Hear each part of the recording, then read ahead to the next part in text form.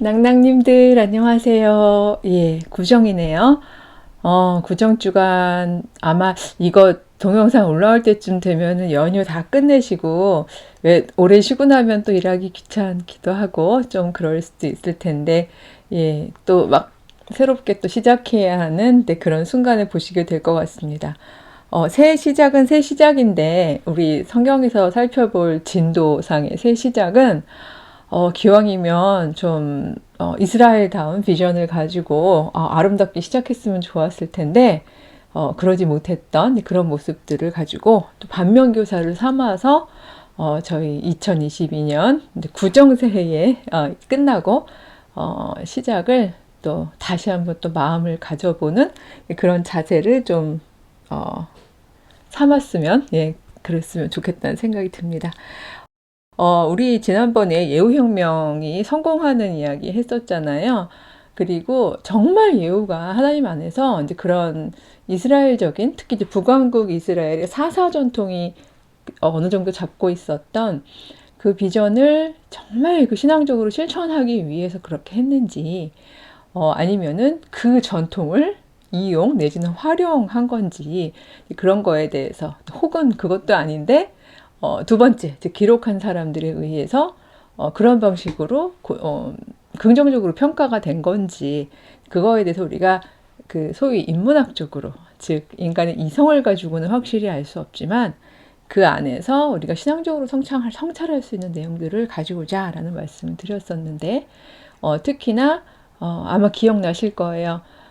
그냥 성경 텍스트에도 나타나지 않았던 그 엘리야와 그 다음에 이세벨하고 아합이 서로 이야기를 주고받고 있던 장면에서 여호와께서 나봇의 피를 흘리면서까지 자기 왕궁 확장을 위해서 그 욕망을 그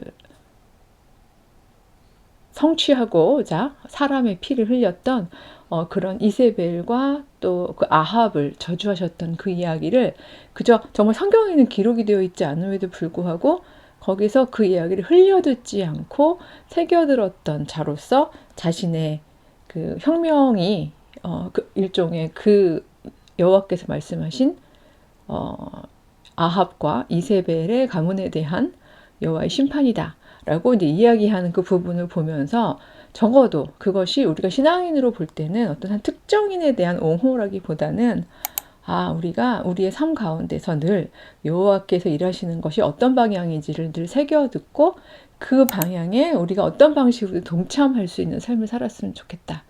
그리고 내가 늘 언제나 내 인생에 있어서는 주인공이지만 사실 우리 개인이 역사의 주인공이 되긴 쉽지 않은데, 그러나 그 방향에 동참하는 내 삶이 어느 순간 이렇게 역사를 바꿀 수 있는 그런 상황에 기회가 온다면 주저함 없이 참여할 수 있었으면 좋겠다.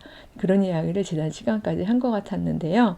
사실 저보고 개인적으로 제 입장을 물어본다면 저는 예후가 그렇게 신앙심이 깊은 상황에서 온전히 신앙심만으로 이 일을 진행했을 거라고는 생각하지 않습니다. 왜요? 라고 얘기하시면 제가 약간 근거를 말씀을 드리면, 예후가요, 물론 여기 기록에 보면요, 이제 예후가 이제 막 쳐들어가면서 소위 아합의 아들이 왕이 될 수 있는 소위 말해서 후보군이 뭐 한두 명이 아닐 테니까요. 여기 보면 70명을 쳐 죽이는 이야기가 나옵니다만, 그 많은 그 후보군들을 죽여 나가는 그 상황이나 혹은 또 이세벨을 처리하는 장면이나 혹은 이세벨의 배후 세력이 될 수 있는 아합의 제사장들을 제거하는 방식이나 이런 것들을 보면, 물론 이게 그 당대에 있을 수 있는 그 적을 치는 뭐 보통의 방식이다라고 이야기할 수도 있을지 모르겠지만, 너무 한결같이 배신과 그 거짓과 그 폭력과 그 모든, 그러니까 계속해서 사람 심리를요, 그러니까 심리를 굉장히 교묘하게 이용하는 방식으로 그 너무나 많은 피를 흘리게 되는, 그냥 열왕기하 9장, 10장, 11장 읽다 보면요, 여기 이게 색깔이 빨간색이 아닌데도 이렇게 피 냄새가 날 만큼 어마어마한 죽임들이 이렇게 많이 생겨지게 되거든요. 그래서 사실 예후가 바알의 선지자들을 죽이는 장면, 예를 고기를 잠깐만 볼게요. 제가 오늘은 사실은 아달랴 이야기를 좀 하고 싶어서 예후를 빨리 그러니까 많이 안 나가려고 하는 건데요. 열왕기 하하 18장부터 쭉 보면은요. 예후가 백성들을 다 모으고요. 그렇게 얘기를 해요. 아합이 바알을 조금 섬겼다면 예후는 많이 섬길 것이다. 이건 이제 일종의 권모술수, 이제 거짓말이죠. 이제 그래서 큰 제사를 내가 바알에게 드리고자 하니, 자, 바알의 모든 선지자와 모든 섬기는 자, 모든 제사장들은 다 오거라. 이렇게 얘기를 하거든요. 그래서 사람들을 다 모은 다음에요. 자기 측근들한테 여기 여호와를 섬기는 사람들, 여호와의 종인 사람들은 전혀 이 무리에 있지 않게 하라고 이제 다 하고 난 다음에는 막 번제 드리고 뭐 제사 드리고 막 이러려고 이제 들어간 이 사람들을 보면은요. 번제 드릴 때까지 기다리고 있다가 25절에 보면요. 번제 드리기를 다하면 예후가 호위병과 지휘관들에게 이르되 들어가서 한 사람도 나가지 못하게 하고 죽이라 하매 호위병과 지휘관들이 칼로 그들을 죽여 밖에 던지고 뭐 이렇게 쭉쭉 나오거든요. 그리고 이제 바알 신당이 있는 모든 성에 가서 신당에서 목상들 불 사르고 목상 헐고 신당은 화장실을 만들고 막 이런 이야기들이 쭉 나와요. 그래서 이게 여호와 신앙을 가진 사람의 입장에서 볼 때는 와, 이 예후가 진짜 여호와를 섬기는 마음이 정말 큰 사람이구나 라고 착각할 수가 있는데요. 제가 착각이라는 단어를 사용한 이유는 그 뒤 때문에 이게 제 근거인 겁니다. 28절에 보면요. 예후가 이와 같이 이스라엘 중에서 바알을 멸하였으나 그러나가 나오는 거예요. 이스라엘 중에서 바알을 이스라엘에게 범죄하게 한 느밧의 아들 여로보암의 죄, 곧 베델과 단에 있는 금송아지를 섬기는 죄에서는 떠나지 아니하였더라. 그러니까 바로 이 지점이죠. 여로보암의 죄가 뭐였죠? 우리 여로보암의 길, 여로보암의 죄에 대한 부분들을 굉장히 강조해서 우리 했었기 때문에 사실 이거 낭만스럽게 성경 읽자고 해놓고 자꾸 제가 시험 모드처럼 그때 뭐였죠? 그때 주제가 뭐였죠? 뭐 이렇게 자꾸 강조하게 되는데 그냥 제 천직이자 제 성격인 것 같습니다. 자꾸 짚고 가는 거. 여로보암의 길은 그러니까 그가 단과 베델에 금송아지를 세운 이유는요. 그러니까 이거 여호와냐 금송아지냐의 문제는 핵심이 아니라고 말씀을 드렸죠. 이 사람은 굉장히 이건 종교적 목적이라보다는 정치적 전략이었던 거예요. 아무리 내가 10지파를 손에 넣었어도 종교적 상징, 이스라엘이라는 곳은 종교적 상징을 중심으로, 즉 여호와 신앙을 중심으로 집결한 공동체인데, 지파 동맹인데, 12지파 종족 동맹인데, 바로 이 동맹이 하나의 왕국 형태로 유지가 되기 위해서는 소위 종교적 중앙 지역이 예루살렘 성전이면 곤란했던 거죠. 이럴 때 사실 단과 베델에 금송아지를 놓을 게 아니라 차라리 아무런 상징이 없이 여호와 신앙을 제대로 알았다면요. 여로보암이 여호와는 무소부재하신 분이다. 여호와는 어떤 특정한 왜냐하면 십계명에도 있듯이 어떤 특정한 이미지를 가지고 형상화 되실 수 있는 분이 아니다. 차라리 제가 이렇게 얘기하기가 너무 죄송한데 왜냐하면 나중에 아마 창세기 이야기를 정말 지필한 사람들은 누군가 이야기를 아마 말씀을 드릴 기회가 있을 거예요. 역사가 좀 흘러가다 보면 그래서 순서상 창세기가 앞에 있잖아요 라고 이야기를 하시면 헷갈릴까봐 지금 이야기를 못 드리고 있는 거긴 하지만 이 여로보암이 그렇게 단과 베델에 송아지를 만들 때에 여호와께서 정말 형상이 없으신 분이고 그러니까 신의 형상은 오로지 사람일 뿐이다 라는 시단 고백이 과연 확립이 되었느냐? 라고 본다면 인문학적으로 말씀을 드리면 아직 확립되지 않았을 때거든요. 그렇기 때문에 그러니까 소위 여로보암 입장에서는 여호와 신앙의 정수는 모르겠고 그 일종의 정치적 효용성은 알고 있는 상황에서 그렇다면 종교적인 장소를 바꾸면 되잖아. 그러니까 꼭 여호와 신앙이어야만 하지 않잖아. 종교적으로 중앙 집권지가 있으면 되는 거 아니야? 이렇게 생각을 하게 되었던 것 같아요. 그러다 보니까 이 여호와 신앙의 핵심을 못 잡았고 점점 이렇게 흘러가는 동안에 다른 이교 신앙과도 혼합이 되는 상황이 이제 벌어졌던 건데, 문제는 29절의 평가죠. 이 평가는 당연히 실시간 평가가 아니라는 건 이제 아마 이제 뭐 미드라시적 읽기를 하고 있는 우리 낭낭님들은 다 아실 것 같은데, 일종의 그 뭐 기록자이든 편집자이든 쓴 사람들의 평가인 거죠. 이스라엘에게 범죄하게 한 여로보암의 죄를 떠나지 않았다. 이후가. 그쵸? 근데 그러고서 또 보자니 30절하고 31절 애매해요. 그래서 이 사람 잘한 사람이야, 못한 사람이야 라고 이제 볼 수 있는 게, 이 애매함이 읽는 우리의 애매함은 아니라고 생각합니다. 생각보다 읽는 자, 즉 세 번째 사람들이죠. 지금 이 자리에서 읽는 분들이 우리의 습관이 성경을 1.1획도 더하거나 빼지 않으려고 하는 그 성실한 신앙심과 그 다음에 거리두기를 잘 안 해본, 그냥 성경에 오로지 빠져서 읽는 거에 익숙한 이제 그런 읽기 습관 때문에 30절하고 31절이 굉장히 그 상충하고 있다는 거를 생각하거나 의문을 갖는 것 자체만으로도 신앙이 떨어진다고 생각할 수가 있었던 것 같아요. 그러니까 얼른 그러나 뭐 이런 거, 나 이런 건 얼른 넘어가 버리고 아멘 할 수 있는 걸로 넘어가 버리는 경향이 있는데, 우리 비록 미드라시 사이사이 상상하기 글쓰기는 지금 못하고 있지만 그래도 이런 꼼꼼하게 읽기는 놓치지 않았으면 좋겠는데요. 여기에 보면 30절에 여호와께서 예후에게 이르시되 내가 나보기에 정직한 일을 행하되 잘 행하여 내 마음에 있는 대로 아합 집에 다 행하였은즉 내 자손이 이스라엘 왕위를 이어 4대를 지내리라 하시리라, 이렇게 되어 있어요. 그러나 31절이죠. 예후가 전심으로 이스라엘 하나님 여호와의 율법을 지켜 행하지 아니하며 여로보암이 이스라엘에게 범하게 한 그 죄에서 떠나지 아니하였더라. 그러니까 28절하고 31절은 같은 내용이 반복되고 있는 거죠. 여러분이 만약에 이걸 조금 맥락을 살피면서 읽자라는 그 미드라시적 원칙을 적용해서 읽어보신다면요, 28절부터 31절을 보면 바로 이 네 절은 앞에 나오는 그 바알 제사장들을 완전히 바알 세력을 제거한 그 사건에 대한, 그게 만약에 실시간으로 일어난 사건이라면 그 사건에 대해 해석 혹은 평가하고 있는 기록자들의 내용인 걸 알 수 있죠.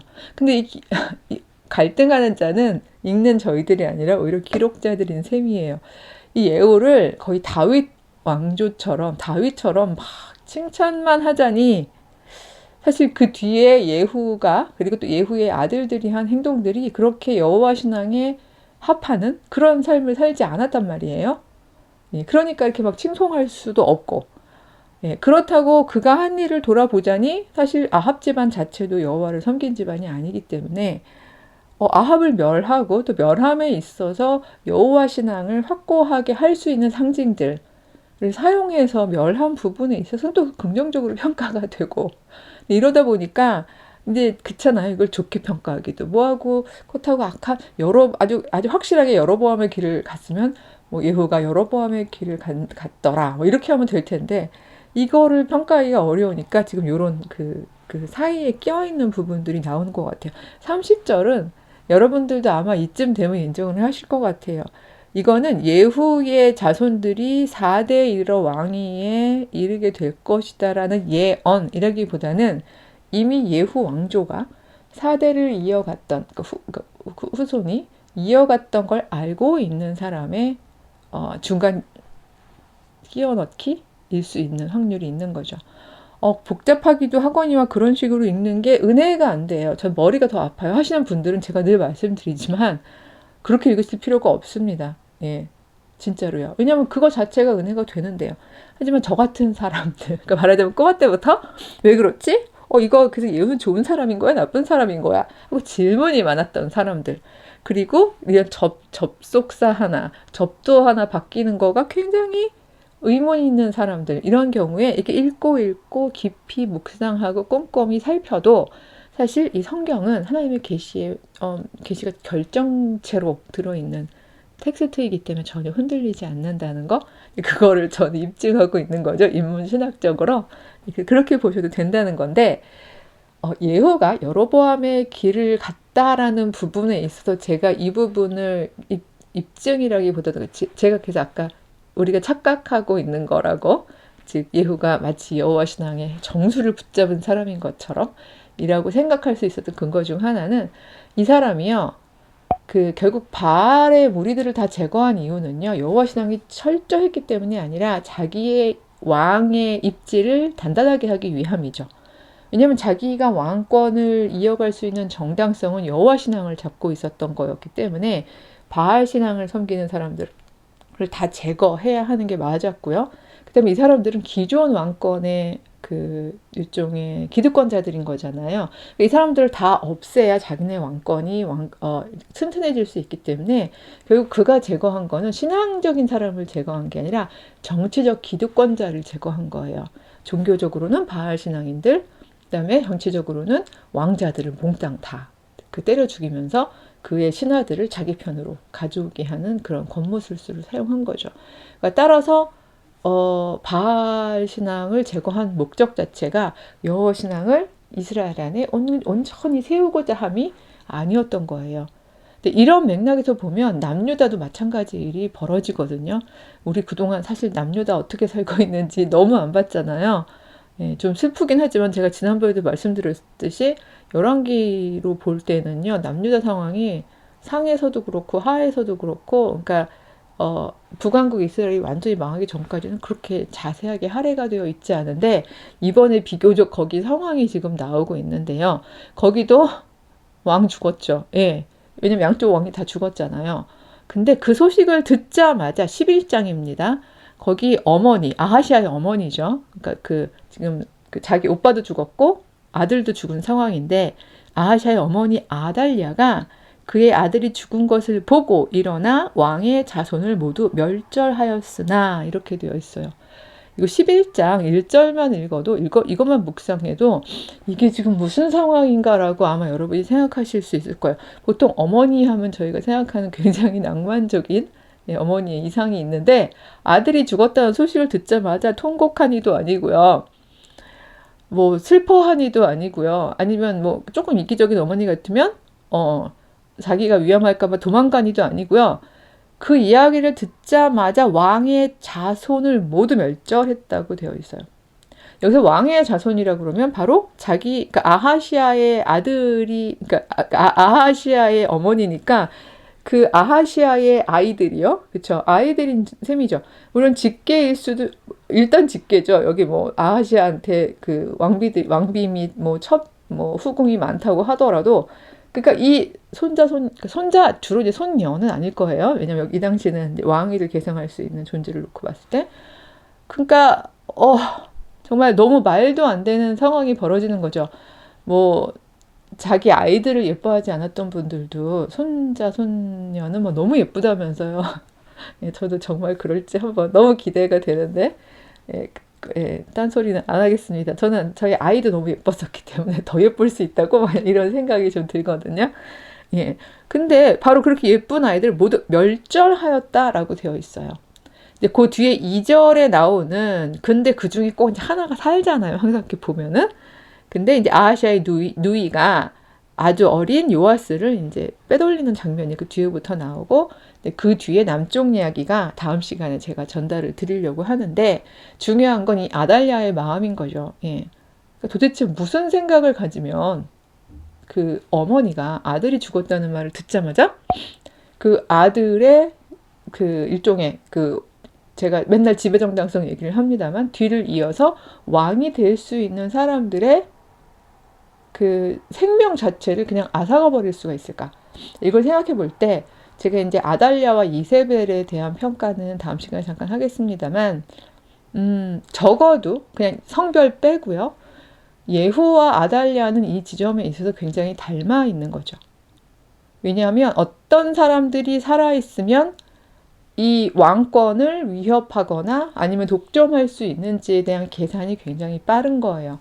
나와 누구의 관계, 아니면 나의 가치관, 이런 거, 혈연, 이런 거하고 상관없이 누가 살아남아 있으면 지금의 왕권에 특히 혹은 내가 잡으려고 하는 왕권에 방해가 될까라는 부분을 굉장히 빠르게 캐치할 수 있는 사람이었고, 그리고 그걸 위해서는 죽임도 불사할 뿐만이 아니라 어떤 부분들을 활용해야 하는지 같은 것들도 아마 잘 알고 있는, 그러니까 정치적으로 굉장히 판단이 빠른 사람들이었다는 거죠.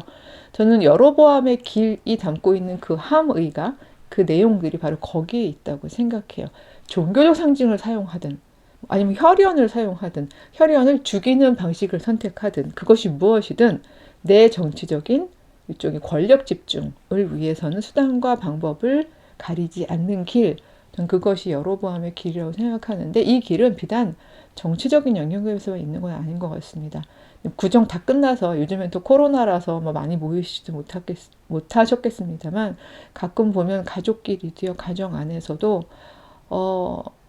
그걸 여로보암의 길이라고 얘기할 수는 조심스럽긴 합니다만 바로 나의 목적, 나의 답, 나만의 어떤 목표를 위해서 그 모든 그 주변의 그 인간관계들을 그거 하나만으로 놓고서 말하자면 제거해야 될 자, 심리적으로 동요시켜서 내 편을 만들어야 할 자, 이 사람을 이간질시켜서 누군가를 내가 피 안 묻히고 이 사람이 이 사람을 치게 할 자, 약간 이런 식으로 우리가 사람과 사람을 바라보게 된다면 그거야말로 넓은 의미에서는 여로보암의 길이고, 그게 우리가 아무리 언어 자체를 여호와께서 원하시니 그때 여호와께서 말씀하셨으니 그것이 여호와께서 원하시는 얘기였으니 하면서 이야기를 하더라도, 그러니까 우리 언어가 자꾸 여호와가 드러나더라도, 혹은 실제로 그 벌을 받는 사람이 아합처럼 마땅히 벌을 받아야 하는 사람일지라도, 그러다 내가 나의 어떤 그 마음이 전혀 여호와 신앙에 부합하지 않고 그 마음 가운데 중심에 정결함이 없고 나의 유익을 위해서 했던 거라면 그거야말로 십계명에 나오는 여호와의 이름을 망령되게 일컫는 게 아닐까, 이런 생각이 듭니다. 그래서 조심조심 또 조심하자는 말씀 드리면서 다음 시간에는 아달랴 이야기, 그리고 아마도 이세벨 이야기도 좀 연결해서 해보도록 하겠습니다.